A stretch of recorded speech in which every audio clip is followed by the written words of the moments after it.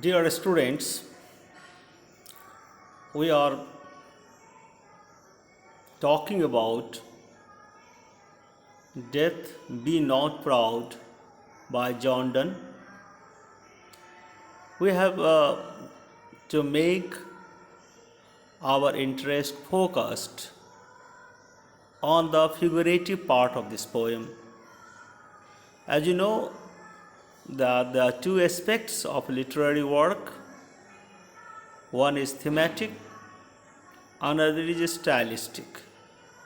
I am Dr. Naveen Kumar Jha, Associate Professor in English, RAGS College, Ahalyasthan, discussing on the figure of speech or figuration of the poem that Donne has used to make his idea more vibrant and more convincing. First of all, I am going to light on alliteration that has been used in the poem by the poet to describe death as a powerful and mighty figure. We know that alliteration is the repetition of consonant sounds. We know that sound plays a very dominant role in bringing out musicality, rhythm in the poem. It has been the very criterion on which we can make a line, a poetic line. Because here the sound, that is the consonant sound, is repeated. And in music also we find that sound is repeated to make our attention move cyclical. It is in the cyclical way that sound is repeated in music also and in poetry also. Here we find in this poem that thaw consonant is repeated in line 3. Line 3 reads, "For those whom you thinkst thou dost overthrow." Here you should notice that in the word those we have the thaw sound or initial thaw sound. In the word thou we have the initial thaw sound. In the word thinkst we have the initial thaw sound. Once again there is a word thou, and at last we have the word overthrow. In this word also we have the thaw sound. So what we find in this line, that is line 3, that thaw sound is repeated again and again, and it creates a kind of musicality while reading. Once again we read and feel the musicality due to the repetition of consonant sound under the technique alliteration. For those whom thou thinkst thou dost overthrow. Now, by the repetition of the thaw sound here, the poet tries to indicate that death is powerful, death is a mighty figure. It has already been established that death is powerful, death is mighty. That we have discussed into our earlier part of the analysis. Our focus here is just to show whatever theme is there, that is shown very brilliantly, very vibrantly by the technique alliteration that the poet has done here in this particular line. Now we are just undertaking another figure of speech that is enjambment. We find that in the poem like Death Be Not Proud, there is a very what we can call catching idea. That idea flows throughout the poem. The catchy idea is that the poet is not ready to accept the established view about death, that death is mighty, death is powerful. Instead, the poet proves that death shall die its own death. It is what the epitome of the poem, it is what the theme of the poem is. It is the title statement, we can say, of the poem. So, we find that one is a very much proposition that the poet has made to present, and there are just some supporting statements to prove that proposition. Enjambment is just helping the poet to make that idea visible, to make that idea run throughout the poem. So it is defined as a continuation of a sentence without a pause beyond the end of the line, couplet, or a stanza, as are third and fourth lines of this poem. Here we are citing third and fourth lines, and what do you find here? We find that the continuation of the idea has been shown. That is, for those whom you thinkst thou dost overthrow, die not, poor death, nor yet canst thou kill me. Here, the end of the line 4, the poem is in the proposition stage of argument. The argument comes to the bold end that death can't kill. Here, you find that death can't kill you, and this is throughout the poem that the idea is prevailing. So we cannot say that it is only in third line and the fourth line this idea has been said, and further there is no concern of the poet to say that idea. We rather find here this idea runs through other lines also. This idea is running throughout the poem. Yes, so it is the continuity of the idea that through enjambment the poet tries to present before us. We should never think that it is just here only in these two lines that poet has to make that idea known to us. We should see that it is just beyond that line. It is beyond that couplet. It is beyond the stanza. The continuity of idea is felt. So, whether it is said or it is not said, whether it is spelled or it remains unspelled, but the idea is running through.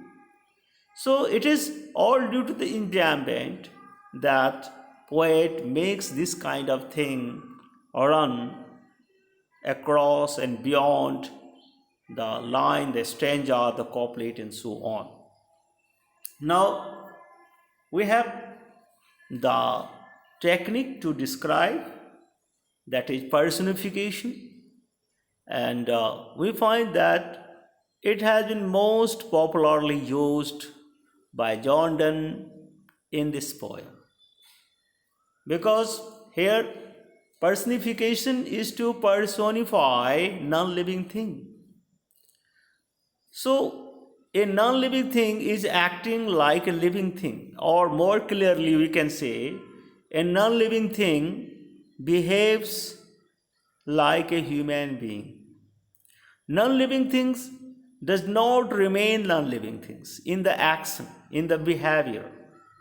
We know human being is able to laugh, human being is able to weep, and there are so many emotions that human being is able to express through different activities.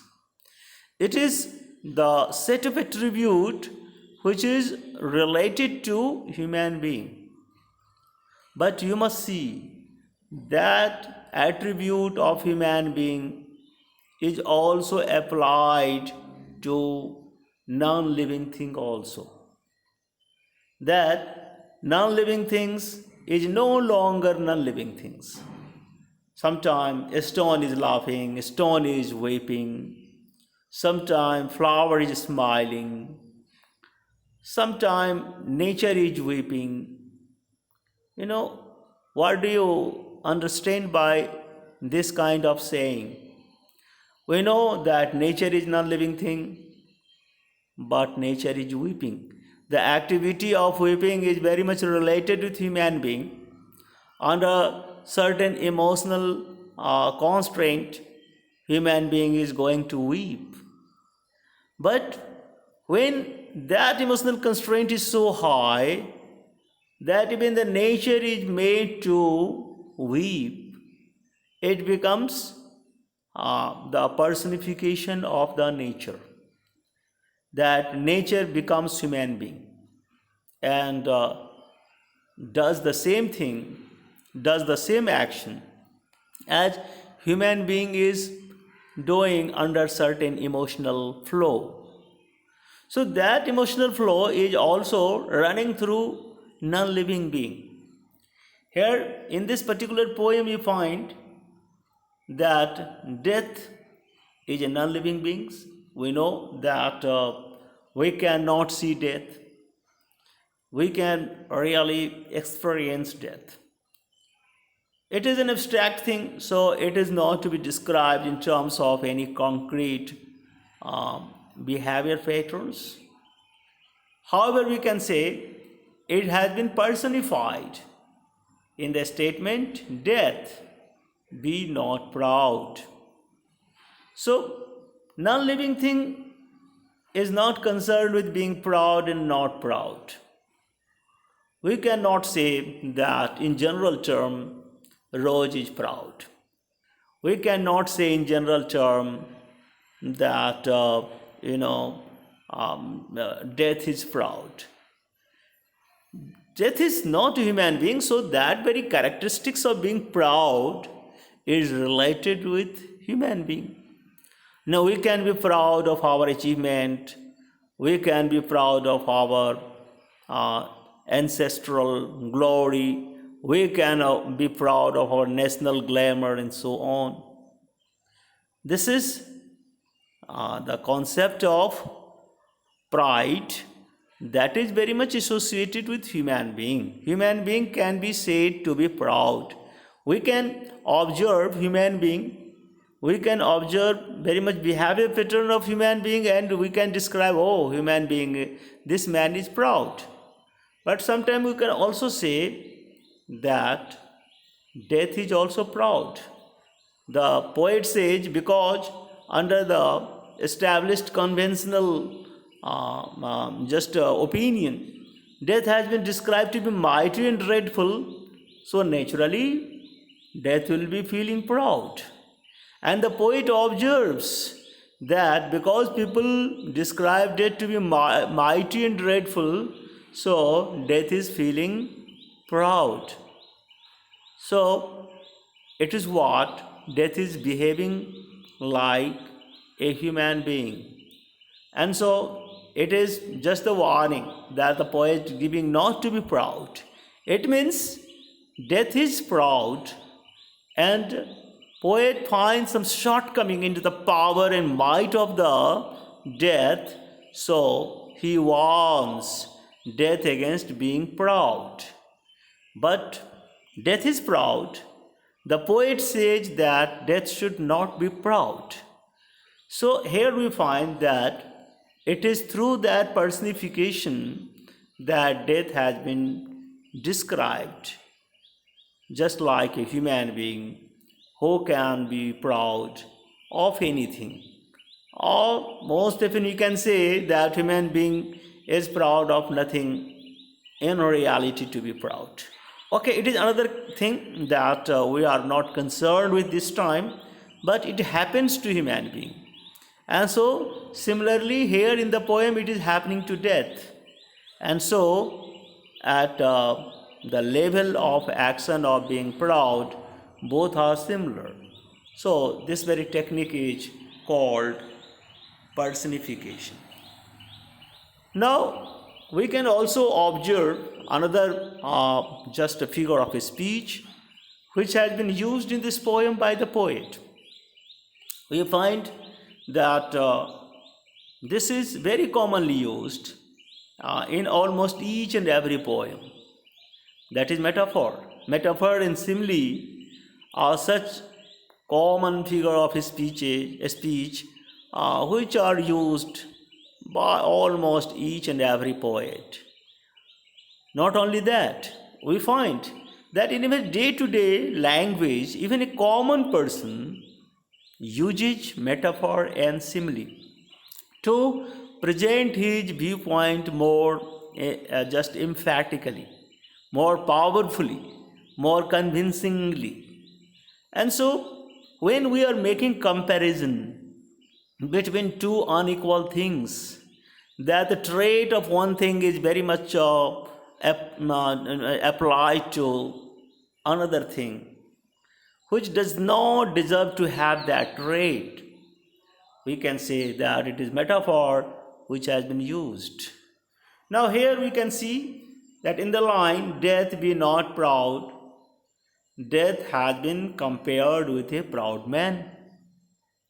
Now we can say in earlier part of our discussion, the same line has been cited as an example, and we have discussed the same line where the personification has been used. But at the same time, in the same line, we can say the poet has used the technique of metaphor also, because there is a comparison here. On the one hand, it is death.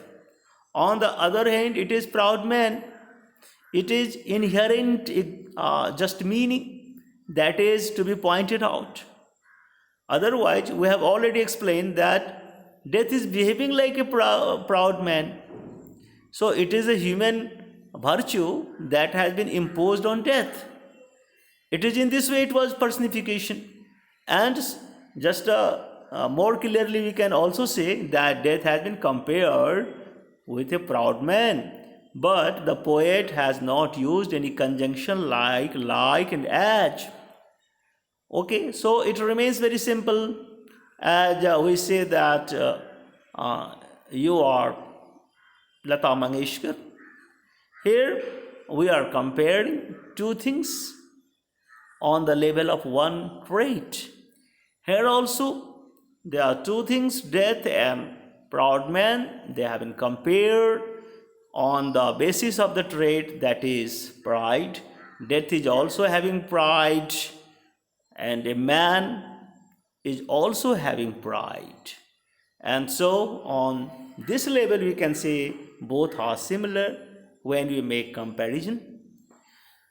Likewise we can say that in the ninth line, thou art slave to faith. Fate, not fate. Faith. Once again I am reading, thou art slave to fate. Here the what we can call final end of death has been compared with a person who is behaving like a slave to fate. We can say we all human beings are believing in fate in some way or the others. Yes, except a few one, we can say that most of the people believe in fate, and it is why we can say man is a slave to fate. Most often when you are successful, we do not forget to give credit to fate. We are unsuccessful even then, we do not forget to give credit to fate. It is why we are slave to fate. But when death is going to die itself, because its power is not permanent, it is not mighty enough to live always, so what? So it is once again, death is just like a slave to fate. So there are two things. Death has been compared to the non-existent and unrealistic thing. Or we can also say that on the one hand, there are human beings who are slave to death, and we are just always relating our result to death. We do our work, but we are not sure whether we are going to be successful in our completion of work or unsuccessful. It means result is not in our hand. Most often we hear the people that we have done our work, but result is not in our hand. So naturally we are relating our result to fate, and especially in the condition when we are unsuccessful, as the poet thinks that death is also unsuccessful in extinction of our personality completely. So why should death be proud enough? No, there is no reason for the death to be proud enough. And the very much power of death is so limited that it cannot be dreadful enough. So it is also going to depend on its faith. And so here too we find that death has been compared to a man who is slave to fate. So it is in this way we have described metaphor in this line that is just before us.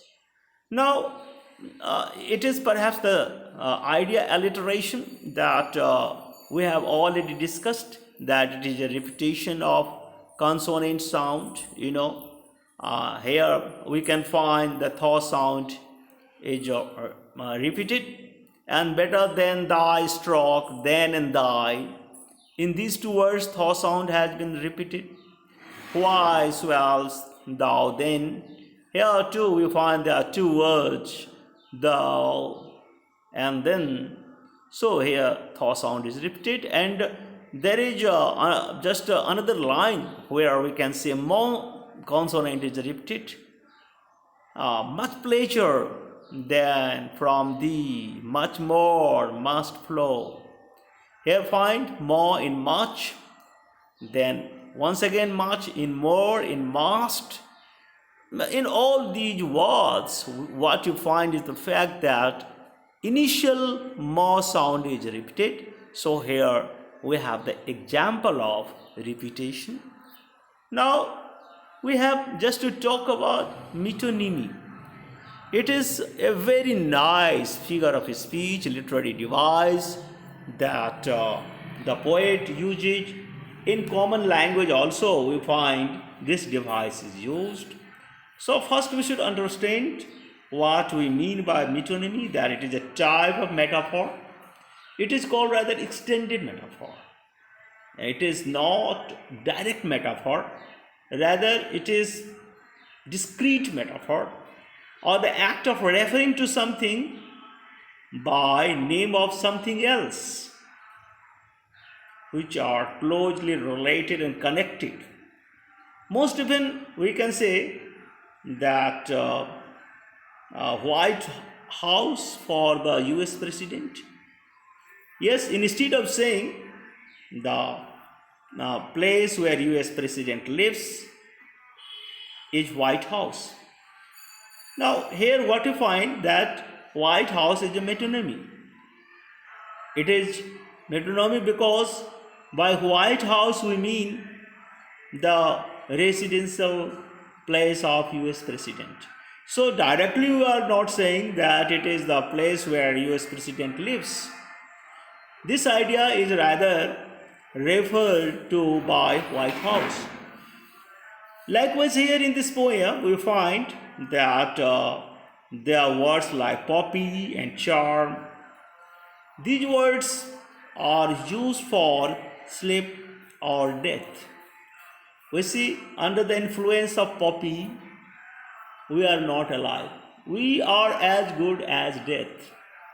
So if someone is taking poppy, we see that he is not controlling his behavior, his life, and he is in sleeping condition. And once the person is in sleeping condition, he is as good as death. And the poet also describes death as sleep, as rest. So it is permanent rest, rather we can say.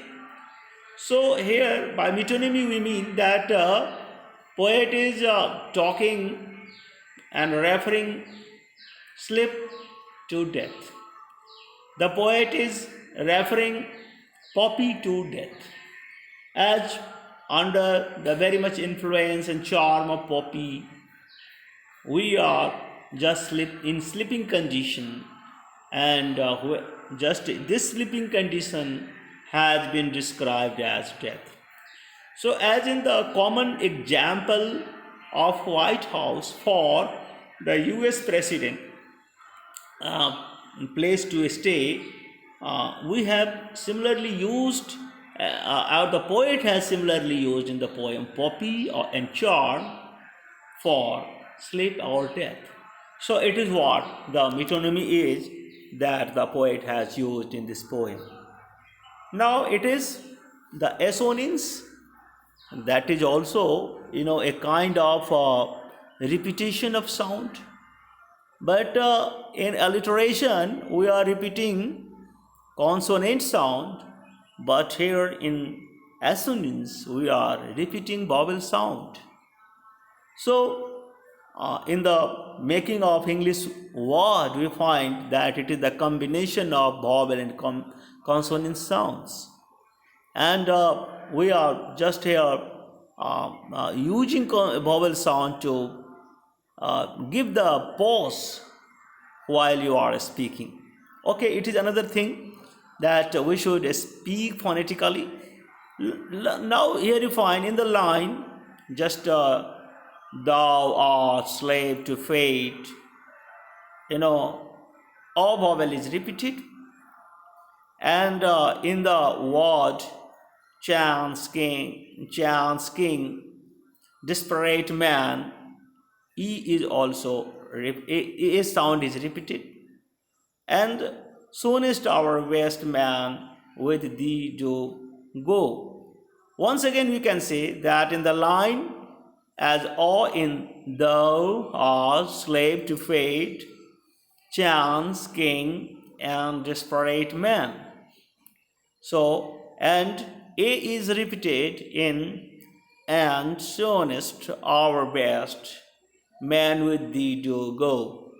So here you find that there is there are two vowel sounds, R and A, which are repeated. So this is what you can say is an example of assonance. Now we are talking about irony. That is a very much device that we are using for criticizing something. It is a bitter criticism that we can make through our irony, and the poet is also making bitter criticism on the just mighty and dreadful existence of death as the convention has established. Because the poet is not going to agree to that established convention. So a statement that means something different from or the opposite of what is written. So the word is giving something opposite meaning. We think that yes, it is what literal meaning is, death be not proud. Yes, so death should not be proud, because it is a criticism here that death is thinking itself to be proud, because death thinks that it is mighty, it is dreadful, so that thinks itself to be proud. But here is the warning. Poet is just mocking at death. Poet is criticizing death's power and might, for which death is feeling proud. So, what is the very much written expression is quite opposite to the hidden expression. And this kind of technique is known as irony. And we have here apostrophe, that is the last figure of speech that you are going to deal with in context with the explanation of this poem. So generally you can say that it is a address word. It is a kind of word by which we address to someone else or something else. So when just someone is just addressing something, it is called that he is taking resort to apostrophe. Here the speaker of the poem just addresses death as if it were a person. Death, be not proud. Here the poet addresses death. The poet is talking to death as if death is human being. So this is what is address word, that the poet is trying to catch attention of death as if death is not listening. Death is so proud, that is so mighty and dreadful, that it is not listening the real status of itself. It is why the poet is calling upon death not to be proud. And so death is just here personified, and a person who is proud is not ready to listen anything. And so very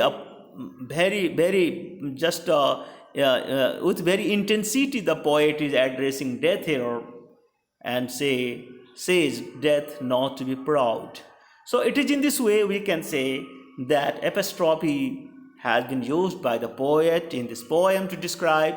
So these figures of speech are very much helpful to pass the idea of the poet that death is not so powerful thing, and death shall die its own death. And these ideas have been expressed through these figures of speech, through these techniques. It is why the poem has become a very, very classic one. And thank you. Just we are just very much talking about all these kind of things, and we are taking into account all these points very seriously, because these are essential for our examination.